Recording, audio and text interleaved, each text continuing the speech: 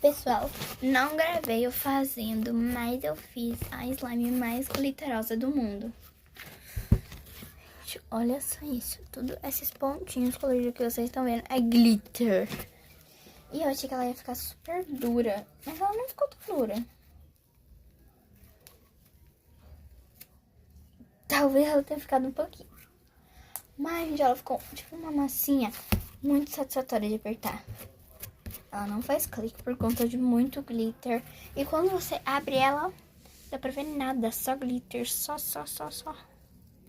Ó, gente, eu vou colocar ela na frente de vocês. Vocês falam se vocês estão me vendo ou estão vendo glitter.